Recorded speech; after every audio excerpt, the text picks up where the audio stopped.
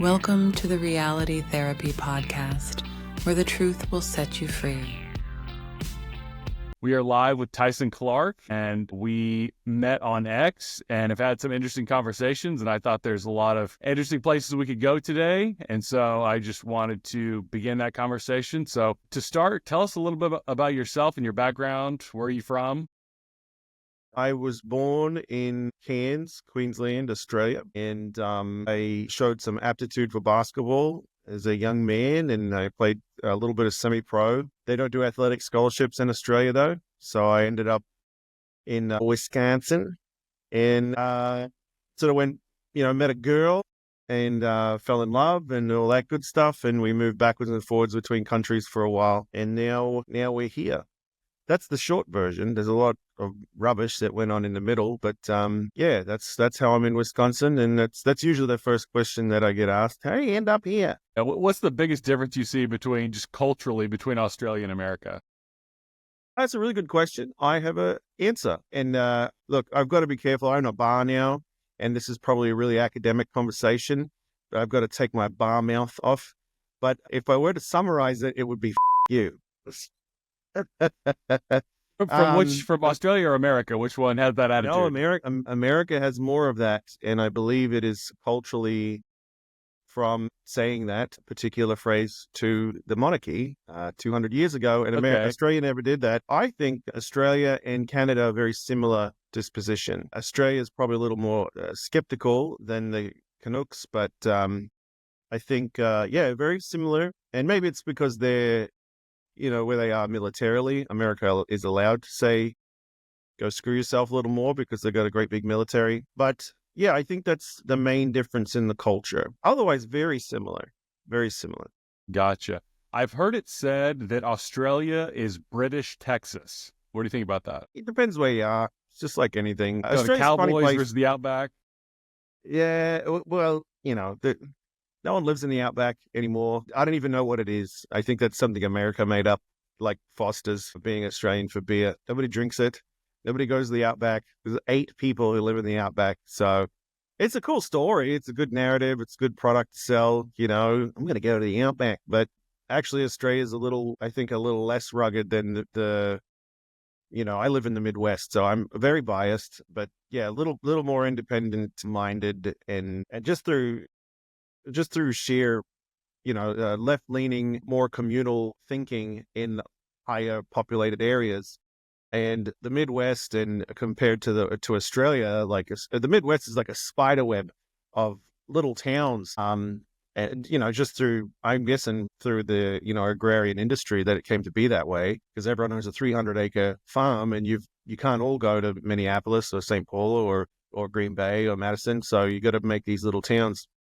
Whereas Australia is sort of mostly around the coast and a very, very big, so a lot, like Australia is the size of the US, minus Alaska and Hawaii, but with the population of New York State. So if Americans sort of wrap their head around that, it's interesting. A bunch of folks from the Midwest came to my wedding in 2008. They're like, we're going to rent a car. We're going to drive around Australia. And I'm like, okay, that sounds cool. And then I'm like, how did that go? They're like, well, we thought Australia was the size of Texas, so they didn't do it. It's a continent. Big place. It's a continent. Yeah, it's a big huge. Huge place. I have to confess my ignorance. Probably a majority of what I know about Australia comes from Crocodile Dundee. Yeah, that's might not be accurate. Mate. Yeah, no, it's okay. It might be a little. Well, it's when people say, where should I go in Australia? This is a little street, like what people know about it is where should I go in Australia? I'm like, where do I go in America? It's a hard question to answer. It's a really big one place. Yeah. Yeah. And I tell people to go to New Zealand, actually, because you see so much, and it's a beautiful place, and you're going to see it all. It's just stunning. Australia is like, okay, yeah, you want to see the reef. You want to see, because I'm from there, you want to see Sydney, and Brisbane's a beautiful city. And if you really want to spend a lot of time on an airplane, go to Western Australia and Perth, and it's like saying, where do you go in America? It's very hard. Yeah. Everywhere's different. Yeah. I had a friend from Nigeria in college, and people would be like, "Oh, do you know so and so? They're from Kenya." And he's like, "Oh yeah, absolutely. Africa's just one big high school. We all know each other. All Yeah, no, Australians just it's all the same thing." that's what I do. I was like, oh, yeah, he lives on 7 Australia Street. I live on 9. That's how I know that guy. He came over in 2001, right? Yeah, I remember him. Yeah. I just bullshit. Yeah. Okay. So you said you own a bar. Is it true you also own an arcade? Yes. So I own a bar in a arcade, which I recently made a 501c3. Our motto is we're trying to trick children into speaking to each other in person. I saw how video games were sort of influencing kids and what I grew up with video games. And I have the sort of, I guess, a non-mainstream psychological view on violence or potential violence and how that works with us. And I really thought it was useful to put kids in front of each other. I don't think it's debatable that people online are assholes. And kids are no different. And when even if you and I grew up playing Super Mario, we could sit there for a good while. But we're programming ourselves with that sort of addictive behavior, probably with a friend or with nobody. Whereas kids online, they're getting on these games and the games are great. They're really fun. They're very addictive. Lots of rewards and immediate feedback and all that good stuff. But they're programming themselves socially in a way that where there is no potential violence, and so they're dicks. And so that you combine those two things, 8 hours of gaming and being a jerk, it's not going to end well. Whether it's, I've got a lot of social anxiety when I get out in public and I meet a real person, or I continue to be a jerk because that's all I know how to do. And it's other little things too, right? Just the language. My sons play Fortnite, but the language, I carried you. I carried this team. Mm-hmm. Well, one of my sons is really good at basketball too, and he mentioned that, and it didn't go well. So there's just some social intelligence that doesn't really jive well with, an in-person reality that kids are, we're programming our kids to do because for, a million reasons. But, I wanted to sort of take control of that. And so everything in the arcade is a 2-player game. We're making our own games now. We just bought a 42-inch touchscreen, and we're going to, lift the lid on that sort of stuff. So the arcade is a 501c3 charity now. So I think a lot of people believe in, basically the pitch I'm telling you now is that, setting kids to socialize with other kids where social skills are terrible isn't necessarily a good thing. And, I'd like to influence that in a positive way to some degree, because it's going to happen anyway. Yeah, I just find that idea so fascinating because in one sense, it's very modern technology, but it's also this return to the past, this kind of communal area in the 70s when going to the arcade was the social event that people would go there and join with other people. And we've kind of developed, we all have our own devices, phones, gaming system, whatever, where it's just isolated. I don't know if you know Jonathan Haidt, he talks about that a lot, just being, isolated, just you and your device, completely separated from other people. And you're taking the contemporary technology and merging it with this old communal attitude. I think that's really cool. Well, we're trying, mate. We don't always win, but we try. But it's exactly that. And if you look at what exactly are we missing? Because we call it social media, and it's very antisocial in terms of skill development, but it does connect us. So what is it missing? And the main thing it's missing is physicality. And that's one of the things that my big gripe against a lot of modern psychology is, it is this minimization of the importance of the potential of violence. It's in everything. If there is, if you look at it, this is a silly example because we don't know how they spoke in the Old West, but if you look at Westerns, they usually speak really nicely to each other because everyone's got a gun. Yeah. Right? So when you're in person with another person, you're on better behavior because they might thump you. The chances that they do are very low, but just removing that completely turns people into jerks. And, we could take a page out of convicted rapist Mike Tyson's book in that the internet got everyone comfortable with talking smack and not getting punched in the face for it. And I think that's true. And I don't think it's good. He's a great American philosopher. definitely. No, I think what you're saying is partly true, but I think there's another element to it as well, and that is it's easy to dehumanize someone if all you see is an avatar or a screen name. But if I have to look you in the face and look you in the eyes, like I have to see some kind of humanity. It's like, well, maybe I don't want to be that much of a jerk. Does that make sense? Yeah, I think that's true. Yeah, if you're not just, Twitter had an old thing, remember the person behind the tweet. There's a person back there. So yeah, it removes us even further. And, I'd probably be less likely to be rude to you on video as well. But, that doesn't stop a lot of people because what's going to happen? You're not going to do anything. Yeah. But then, the more we get used to it and realize that this is the safe, physically safe thing to be a jerk, then the more we're going to do it because that's just how we are, apparently. Yeah, very, very true. Very true. Well, you mentioned psychology. You have a background in psychology. Can you tell me a little bit about that? Yeah, I don't know if you call it that. I think that's what people who have a bachelor's degree say because they have regrets or whatever. So yeah, I got my bachelor's in psychology, and I had a focus on counseling and research. I did some qualitative research and helped with some studies there, and then I graduated. But I was a little bit. I could have graduated a little bit early, and I got. I think I got a whole semester to create my own course and study what I wanted. I went to Viterbo University, which was really great at the time. Really small classes, very sort of intimate, and it was magical. But in my final year of study, I think it was 2005, which is 100 years from the. I'm pretty sure that's 100 years from the inception of the field, or something. It was 100 All years. right. And it was like the big thing was there's no difference in human happiness since the invention of psychology. And I'm like, okay, that's not really encouraging. What are we doing here? What was there before? And I think in a lot of ways, I'm very biased. So, I kind of have a bad taste in my mouth about a lot of the things that have happened under psychology. I want to look at, what's working. What are we actually doing? Because psychology, I think, is just a wonderful study. I really do. I believe that wholeheartedly. I'm still enamored with the mind and, and how it works with our biology. But I really do look at the state of mental health in the modern world. And I don't think that psychology's done a very good job being the steward of mental health. So it's very easy for people to get enamored with their own ideas or their own effort. I put a lot of effort into this book or this study, and it's going to be very difficult to prove me wrong now because I've spent this effort.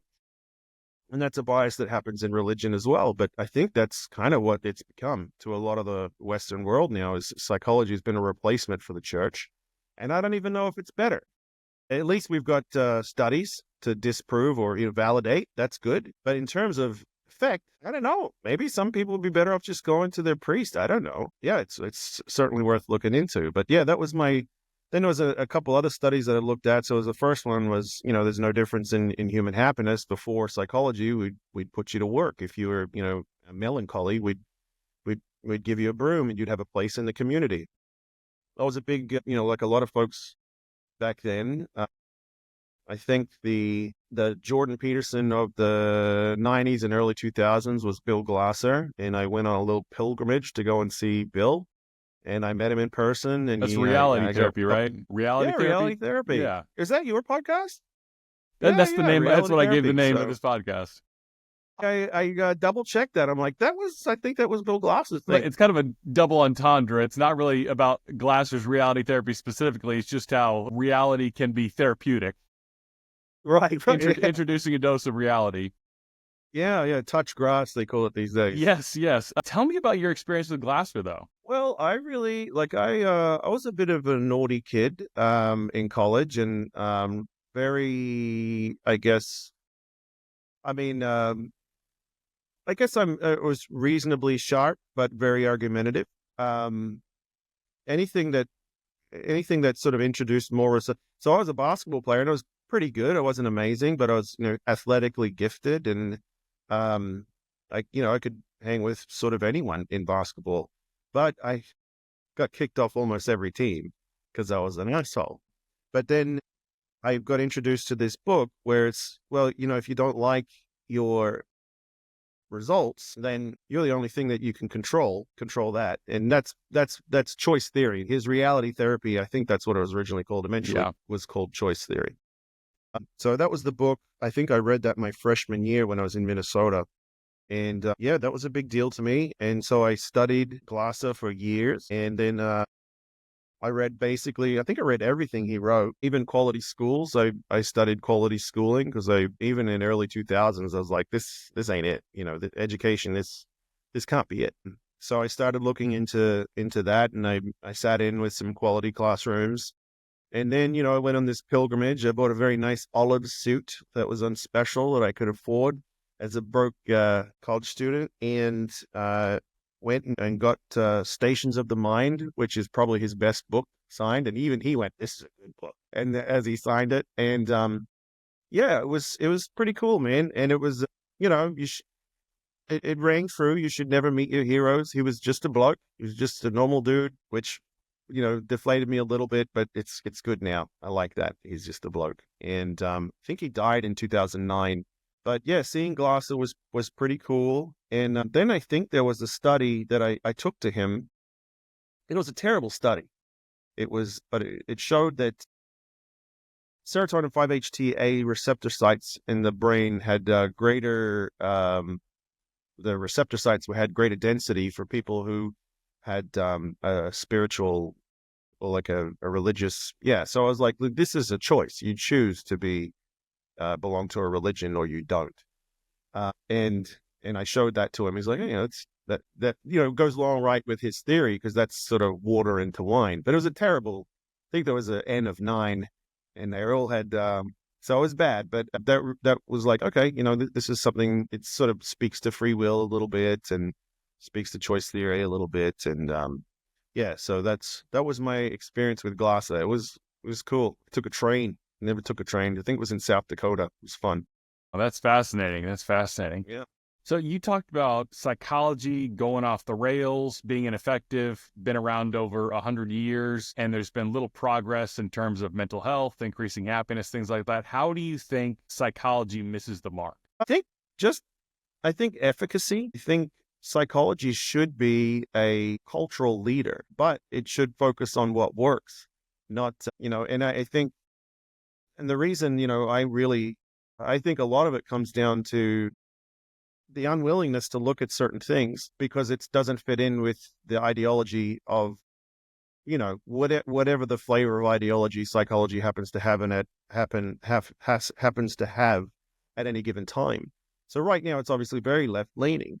And so all violence is bad. I don't know how that is possible when, culturally we agree to hand over violence to the state. That's what modern civility is. We hand over, we're not going to be the arbiters of violence. We hand this over to this benevolent state. They're not going to get it right all the time, but we all agree. Oh, I mean, even if you don't agree, they're the ones who have the violence. And that is what keeps you safe and provides certainty for your life. And we've seen this a million times throughout cultures throughout the world that, once women and children are safe, then your society is going to proliferate. You're going to have more people because there's more certainty. And that only comes with the presence of potential violence. And you see this with people who can take care of themselves physically in a violent situation. They're very comfortable. There's a lot of certainty in the way that they speak, and there's not a lot of anxiety. And so we have a lot of anxiety today, a lot more than we ever have. And I don't think that those two things are unrelated. We don't have a lot of studies to support it, but if I can take care of myself, I can say what I need to say, and I can feel comfortable that, if the worst is going to happen, then I'm going to be okay. And that's going to provide me more mental, I'm going to be more mentally secure and more mentally confident in saying that.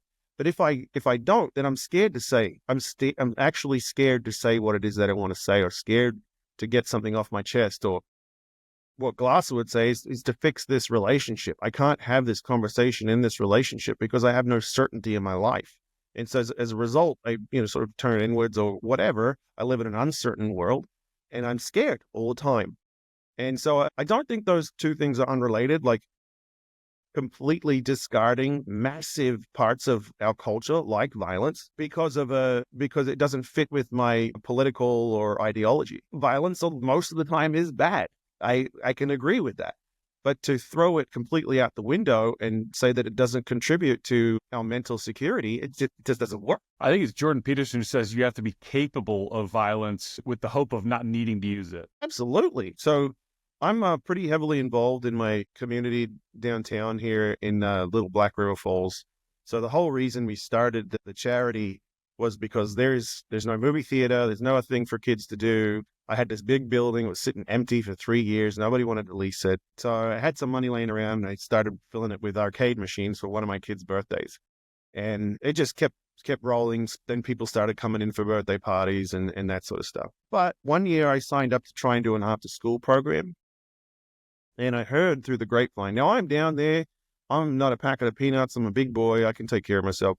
So I'm okay with my kids being down here. But I heard some parents say, sending my kids down there. There's meth heads. And so I was like, that's a legitimate complaint, So I got to work fixing up that problem. And, I started with compassion. I always do. I get in trouble when I talk about this stuff because, we get the very sympathetic people who want to help everyone. And just so everyone knows, that's where I start. I start with compassion. Hey, man, how can I help you? I looked into meth and I saw a case where a guy nearly masturbated himself to death. I'm like, yeah, I'm not fixing that. That's a problem for somebody else. And I'd heard a lot of folks saying, meth is, 1 in 100 people are going to get better. I'm like, okay. So I'm not fixing it. How can I help these homeless people? Started talking to them. And, a lot of them, they wanted to stay there. They didn't want to get off the streets. They enjoyed their life. There's a lot of freedom in it. Not a price that I'm willing to pay, but there's a lot of freedom in living the way that they did. And so I just had to accept that. I can't make them get help. And so I was like, well, how am I, I have tenants, commercial tenants in my properties. I'm like, how am I going to, make it so these little old ladies can get to their hair appointment without being accosted by a 6'5" schizophrenic guy that is going to, approach them for sex. And I said, well, I'm going to make them feel a little bit uncomfortable. I'm going to go talk to them. I'm going to talk to the other business owners and make them just, we're just going to make sure they know they're being looked at. And so here I am. I'm, 6'4", 240, and I'm talking to another business owner who's, 5'1", 110. It's like, we need to talk to these blokes. And she's like, oh yeah, okay. So I was really stupid, and I really minimized the importance of, a physical, basically I was ignorant to the kind of pressure that women are under and my capacity for violence and their complete lack of it. And we're 80% women business owned on Main Street. And so, there's two things there. Number one, you really want to you really want to understand gender roles. It's the bloke's job. It's boys' job to take care of violent situations. And number two, it got that way. It got bad because of blokes, because they didn't fix it. So yes, you do need a capacity for violence. You don't want to use it, but it's undeniable that if you do have the capacity for violence, that you're gonna feel more certain in your life. I don't know how anyone can argue otherwise. Yeah. I think in addition to the violence piece, there's an issue with psychology and the political culture more broadly trying to deny or downplay the role of agency and personal responsibility. Would you agree with that?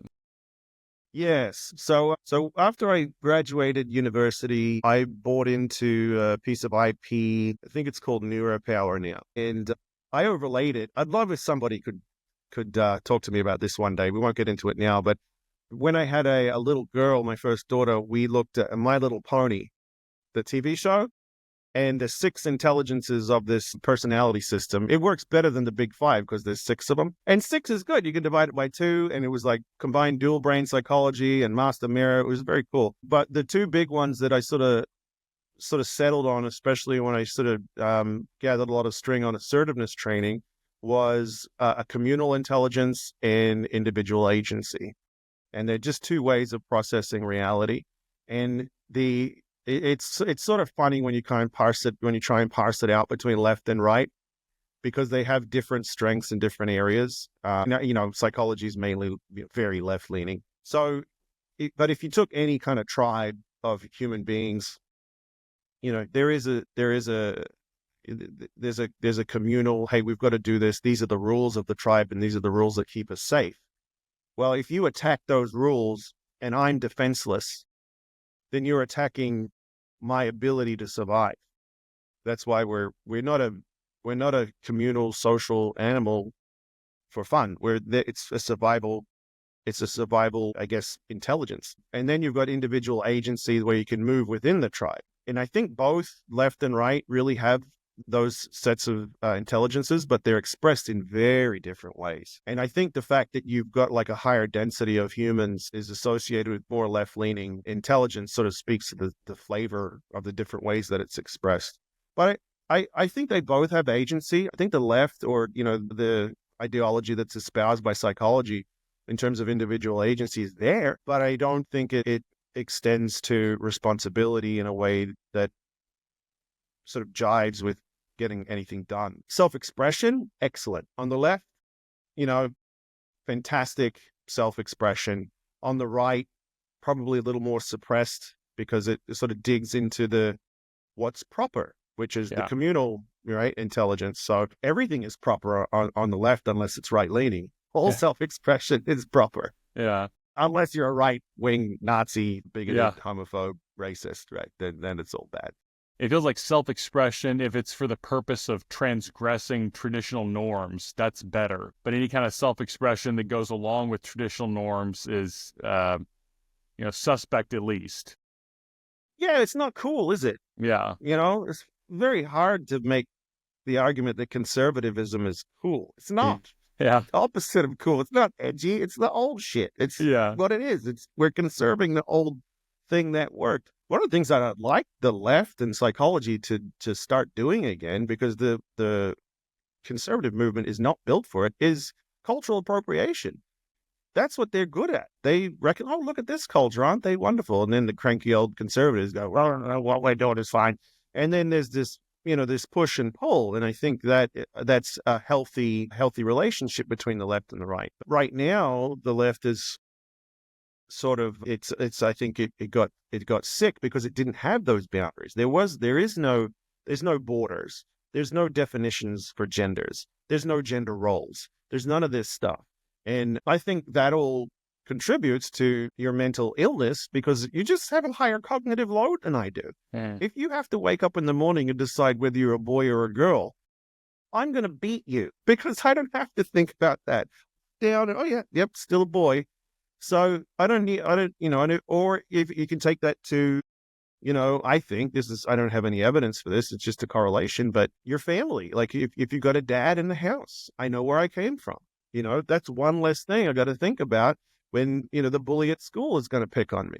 I got one less thing to worry about. So cognitive load, I think, is really massive, very. Yeah, that's a good point about the cognitive load. And if you reject traditional norms, a lot of times you lack any kind of roots to plant into. You lack a solid foundation to plant your feet on. It's harder to get your grasp of where you are and where you want to be in the world if you lack those norms. And that is taxing on your psychology in terms of you have to process a lot more because you don't have kind of a framework to look through. Yeah, totally. I think, well, if you look at, there was an interview somebody did with Mark Zuckerberg a few years ago. And, it doesn't matter what you think about him. He's a pretty high performance. But they said, what do you have for breakfast? Everyone's about this morning routine thing. What do you have for breakfast? It's like, I don't waste energy thinking about that. I'll eat something. It's fine. Steve Jobs, he wanted a uniform. This one less thing I got to think about so that I can be creative within the set of rules that I lay out for myself. But if you don't have a set of rules that is constant and consistent, which is what a value system is, you are going to spend a lot of effort trying to find that certainty in your life, and it's going to be extremely taxing on the most energy sucking organ in your body. The brain's 3 pounds. It takes 20% of your energy. It's insane. So it's insanely taxing. So we'll talk about, kids can't learn if they haven't got a full belly when they get to school, which is true. But if you already, sucked half the tank out deciding whether you're supposed to wear pants or a skirt, then you're behind the ball too. It's going to hurt. It's going to be hard on you. So that's a good point. So we talked about the left and defying these traditional norms. A lot of this is in reference to the current social justice movement and wokeness. I'm wondering what you see just personally and how you've noticed it's different between America and Australia. Well, Australia, in my opinion, is much more left leaning. Really? Like Yeah, a lot of people economically or in terms of the identity wokeness stuff? both. Really? Yeah, well, I don't think it's going to be hard to not be, given, just how humans operate politically when they're in higher density. That's just how we are. And I think there's a lot of reasons for that. If you live in Manhattan, life is not sacred. There's just another asshole that's going to get in front of you in traffic and you don't need that guy.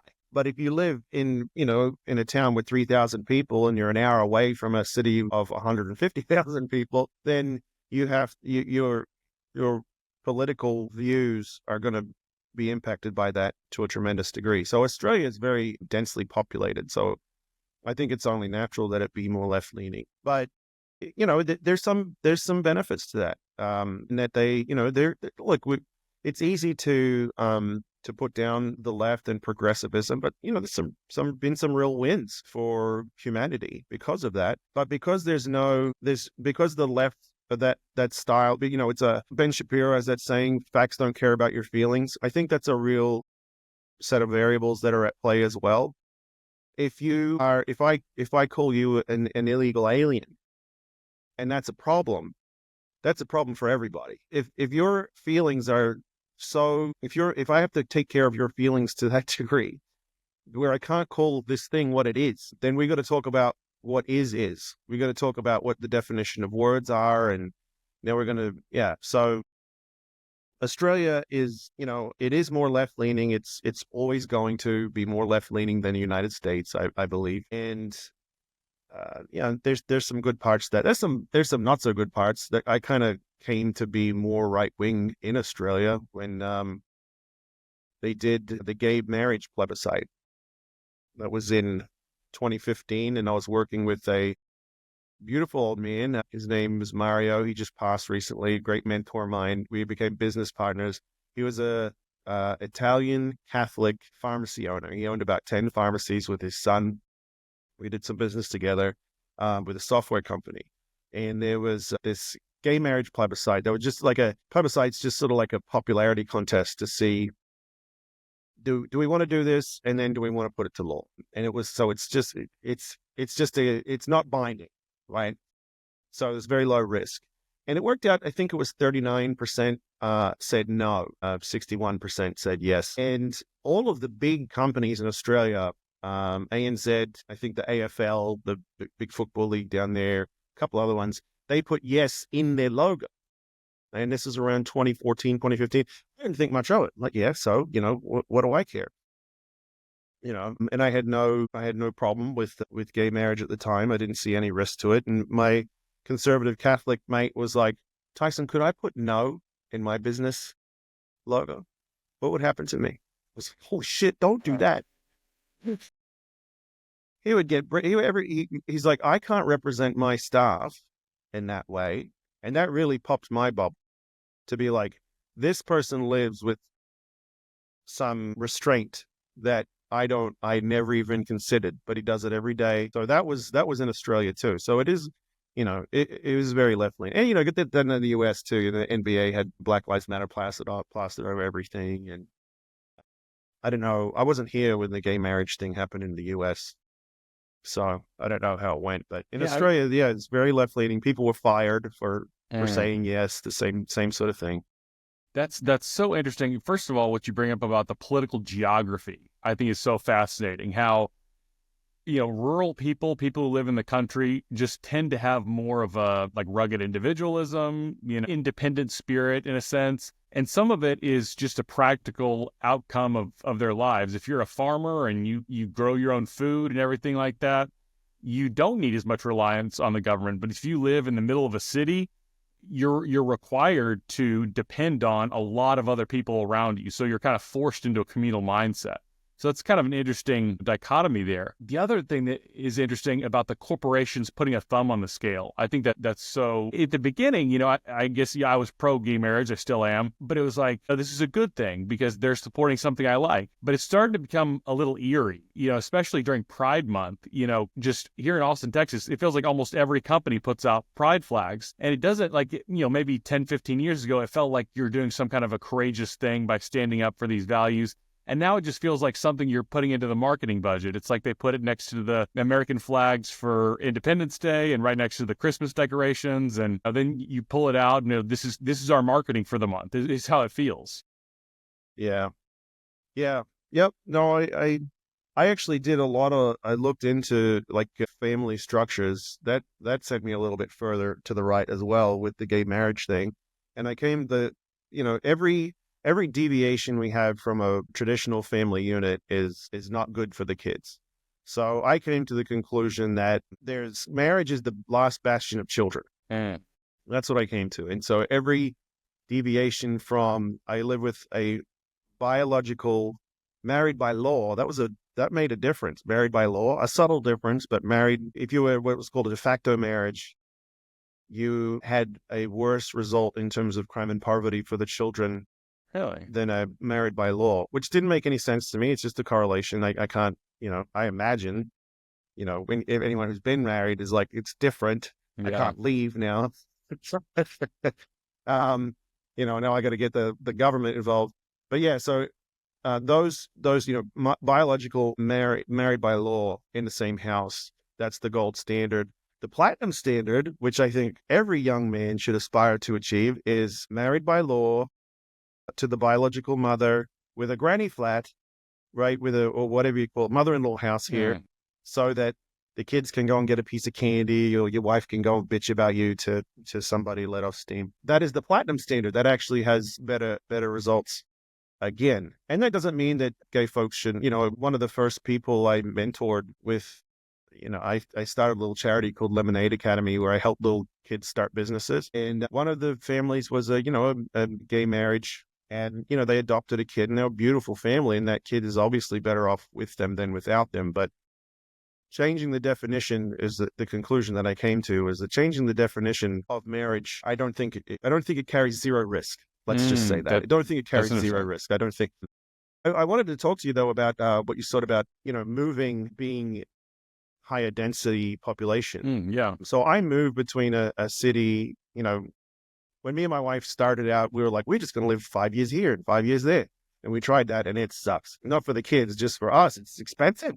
So, but when I move to the Midwest, I feel I'm more right leaning than when I'm in Cairns, which is a bigger city, which is a higher density of population. So have you done a lot of moving? That's really interesting you said that. I live in Austin, Texas, which is decently big sized city and very progressive left leaning. And I almost feel like the opposite. I'm kind of a contrarian at heart. So I never like going along with the crowd. And I feel I get more conservative being in Austin. And then I go to smaller towns and it's very MAGA, very Trump country. And I tend to feel more liberal. So I just kind of resist wherever I am. Yeah, isn't that interesting? I maybe that's your role in the community. I don't think that people should identify. I think identity is probably one of the most powerful psychological tools available to us. So I don't think that you should identify with any political party. That would be weird. If Republicans were right about everything, that's not, you're not thinking about it enough. That's just, I just find that very hard to believe. So, but it is very hard, especially if you see sort of people online, they put out a statement about themselves that aligns them with the political party. Now, you have to have more courage than pride in your political affiliation. And that's an obstacle to step out of that. So if I say publicly that I'm a part of this movement, or I have this opinion about a thing, and then I'm squarely involved with that. And if I say that publicly, and if I've invested sort of psychological effort in that identity, then in order to step out of it, I have to change my identity. That's a big job. It's really hard. It's going to take a lot of mental effort to do that, a lot of cognitive load and stress. And to do that, I've got to have either less pride or less attachment to my political affiliation, or more courage to just sort of step in that boundary. And I think it's good to say, for me, I say I'm a conservative for now. I used to be very liberal, but for now I'm a conservative. I might change. I think we're all looking at the world and we're making an assessment as to what this thing needs. And so if you're, in order to be better, I think we all want things to be better. And so if you're very contrarian, then you're like, say, good. I think we need a little balance here. So that's probably your sort of role in the tribe, is to poke people and go, hey, maybe not. Maybe that's it. I love how you said conservative for now. That just, Yeah. the little bit of uncertainty in your beliefs, that intellectual humility, I just respect that so much. And another thing that I respect is whether it's someone right-leaning or left-leaning, if they can criticize their own side or find positive elements of the other side. So recently with Donald Trump, the never Trump Republicans they're basically heretics. And Democrats, anybody who said anything positive about Trump or just disagreed with orthodoxy in any way, now you're a heretic, and we're casting you out. Anybody that has some kind of nuance, people, I don't know if you know Jonathan Haidt, John McWhorter, people who feel like they really wrestle with issues and say, well, they're a little bit right on this, but a little bit wrong on this. People who kind of handle these issues with care, I respect that so much. I feel like the worst possible thing someone could do is if ChatGPT could write a response for what this commentator would say about an issue, just like a form response, basically, supporting the party. Well, it goes back to what I was saying before. If one side is right all the time, you're not thinking for yourself. That's just not very likely. Also, I was thinking about Jonathan Haidt. He's an expert. What expert? Every time you talk to an expert and you ask them a question about anything in any field, the answer is, well, it depends. Yeah. Because there's nuance to everything. So if you think that you're going to read a headline or two and have a really nuanced opinion on something, then you're just not reading enough. You're not thinking enough. You're not challenging the narrative enough. Yeah, everything is it depends. I like a lot of things about Donald Trump. There's no way I can agree with everything. He's crazy sometimes. He's a nut, and that's part of the appeal, I think, to a lot of people. But I think.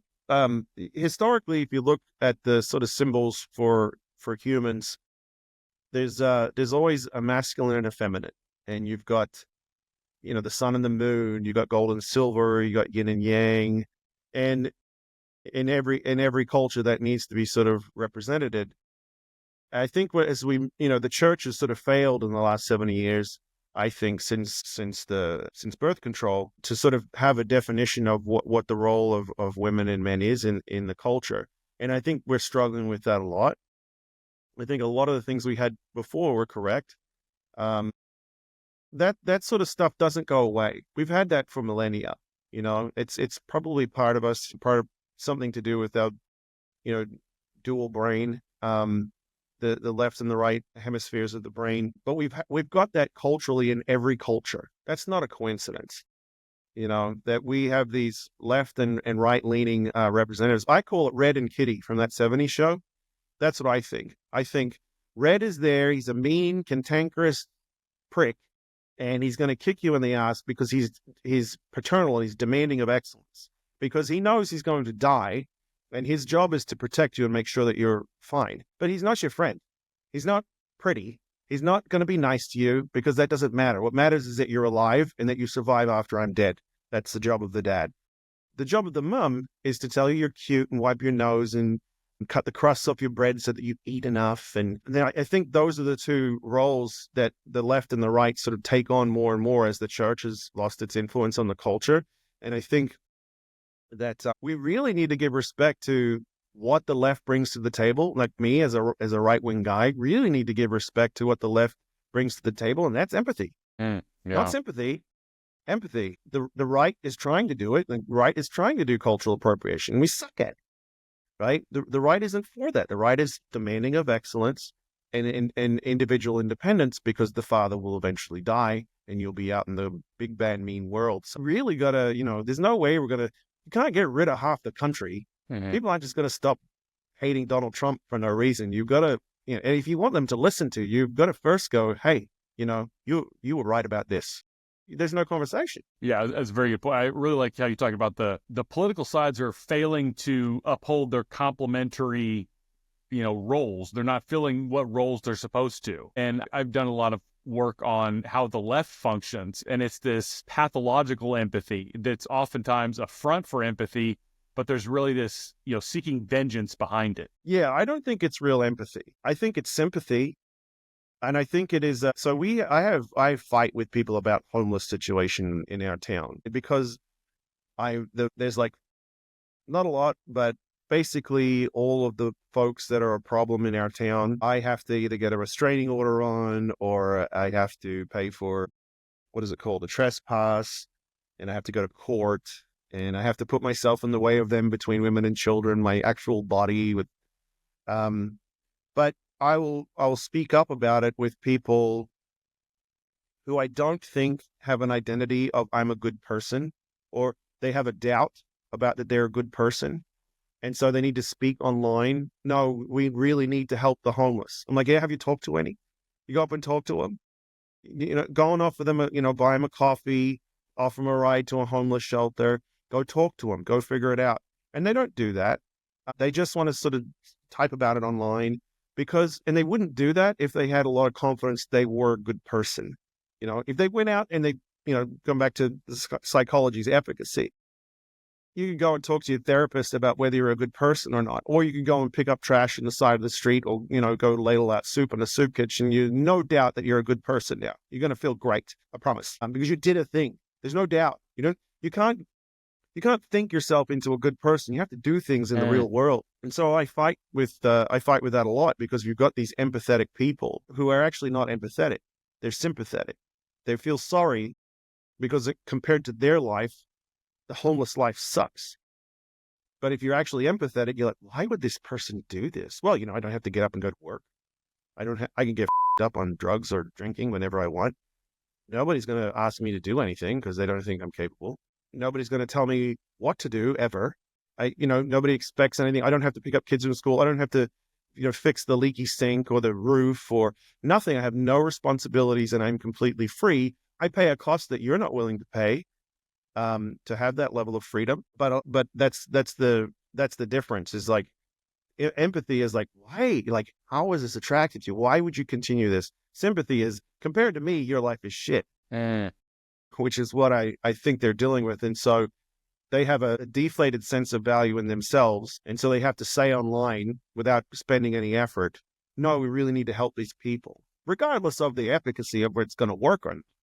That's really interesting you bring that up. I had this thought a couple semesters ago in one of my classes. I had a professor who kept talking about homeless people as though there were these angelic beings. And I've done a good bit of work with homeless people, and I'm just wrestling with that. Like, am I the one who lacks empathy, because I feel like if you have never been frustrated with a homeless person, you probably haven't spent a lot of time around them, And I feel like it's very easy for these people, either academics or anybody, to have some kind of elevated view, put a certain population on a pedestal. These are great people, they're noble victims and all this stuff. It's easy to do that if you haven't spent any time around them, right? If you've actually done some work with homeless people or had to deal with homeless people and how that works, or whatever population it is, you have a more nuanced view, and I feel like it's a more realistic form of empathy rather than just kind of an idealized image in your head that you have of people. I think that speaks to like the lesser known side of cognitive bias, right? Like, so cognitive bias is, okay, I'm looking for an answer that I want, right? That's true. But it's also, I stop looking for any other information once I've got my narrative sated, right? I think this is I've seen this a few times, that conservative consumers of media have a more balanced view. Well, I don't think they deserve any credit for that. I think the world is just filled with left-leaning narratives. They can't find the one that they want to stop them from looking. Whereas the left can like close their eyes and throw a rock, and they'll land on a left-leaning piece of media. Like, oh yeah, that's right. That's exactly what I thought. So that must be true. So yeah, that's what your professors are doing, is like, okay, I have this idea of what this thing is. And if I don't look, if I stop looking, then I never need to challenge that point of view. But then if you tie that to their probably left-leaning identity, then it doesn't need to be challenged. And if it is, it's an affront on an actual survival instinct for me, because you're challenging the values of the tribe that keep me safe, so I never have to engage in anything physical or any kind of physical violence. And if you're attacking that, then I'm at risk. So if I don't look, I'm safe. Yeah. If I keep perpetuating the value system or the virtue system that's over here. I saw, I think there's a therapist that you and I both follow. I recently unfollowed her. Oh, she unfollowed you. I can't remember. No BS. Yeah. Okay. Yeah. So she was saying that the right has no shame. Is something, and I'm like, we're in we live in two different cultures, at least two, because the right very much deals with shame, just in a different way. Like, sleeping with 100 guys in a day deserves some shame. That's but we have a different value system. Your value system is, as much as I can define it, kindness. Like, we're going to be kind no matter what, regardless of the results. It's just kind. We're just nice. We don't need to look anymore. We don't need to find out the details. We don't need to find, we're just going to be nice, regardless of the results. That's their whole, as far as I understand it, that's their value system. Except towards someone, except when you have deemed unnice, then right. Unlimited aggression is okay. Yeah, then you're an asshole. You can punch Nazis or whatever. Yeah. So, but then the right has a different set of standards, which are, I think this is a real hard pill for the left to swallow culturally, is definitions, because definitions are an affront to feelings. They really are. This is a border. This is a boundary. You cannot cross it. Well, that's mean. Now you're racist. Okay. This is a man. This is the defining characteristics of a man. Well, now you're excluding this minority. So a concrete definition is an affront to feelings, and so that's another thing that they're dealing with communally when it comes to identifying the virtues of that system. But I'd really like to, other than kindness, I'd really like them to come out and say what it is and what the defining attributes of the value system of the left is, because I think they're probably right. There's a lot of things that mentality, like Kitty from that 70s show can do that Red can't, that contribute. And we can say, this is great. We could start every political debate with, this is great. What you bring to the table is wonderful. I disagree with this part because I don't think it works. But you're lovely. So that would be a much better way to have a conversation than what the right typically does. And there's a million different ways that we screw this up, and vice versa too. But I really think that they have a problem with data, because it's the opposite of feelings in a way. Yeah, you can't have a definition that isn't exclusionary. That's what a definition is. It excludes all the other things, and that's going to hurt some feelings. Yeah, it's interesting. So as we're wrapping up, can you give us anything moving forward, solutions for politically, culturally, socially, psychologically? How do we move forward from here in a way that's beneficial? Man, I think that, well, firstly, I think that there's some things that humans just are naturally looking for. I think we like colors. So there's a great body of work called Spiral Dynamics, which we can talk about some other time, which is basically really great way of understanding cultural psychology as an evolution, right? It evolves in complexity as the society becomes, basically hangs around longer. That was a great one because it replaces race with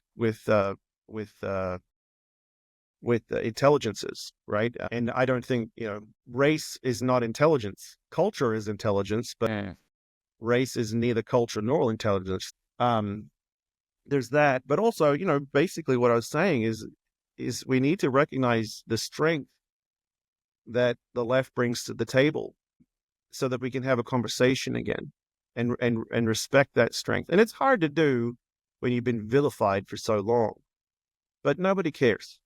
We just want the result. We just want a good community. We want a good culture. It's hard to do, right? I am very appreciative of folks like you who stuck around in psychology. I had to give a talk.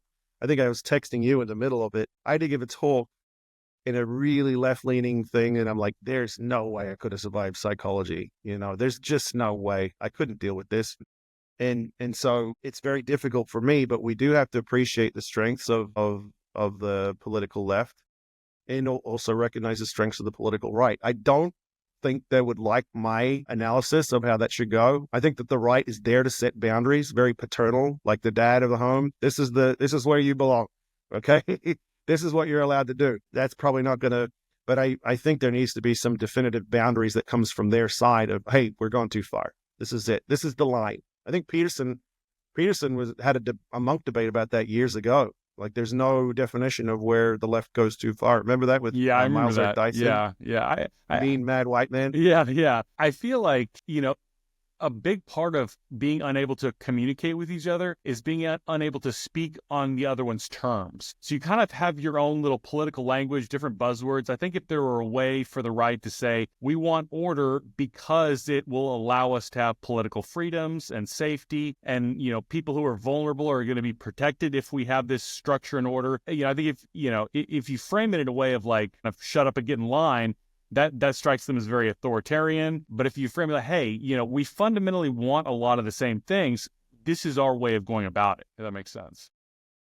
Yeah. I think so too. But I did a lot of work on assertiveness training recently with some software that I made. The main thing to get your point across with somebody who's overstepping a boundary so that it is confrontational but not conflict. There's no conflict where they understand they're stepping on a line here, is to find some common ground. So there was a Louis C.K. paid for a series a few years ago. It was called Horace and there was two lads in a bar, and they were having a political disagreement. And I think it might have been Louis's character where he said, and he's pointing at the left-leaning guy, you need to say something that you appreciate about the right wing. Like, how do you define the right wing? And it was complete nonsense. It was all, racism, bigotry, homophobia, like it was all a list of horrible things. And the guy on the right is like, no, this is what we're, and he explained it exactly as you said it. And so that's how they started. And then he switched it around to have the right-leaning guy define the left. And I think that's exactly what you're saying is like, this is how we got to frame it. We got to frame the conversation, and we're going to frame how this is going to go, so that we can actually listen to each other and speak and listen and hear instead of just argue. I feel like a lot of these conversations, it'll be like, well, I support this policy to reduce poverty. Well, I support this policy to reduce poverty. Well, why do you hate poor people? It's just, I don't think you're listening to me. You're not hearing what I'm saying.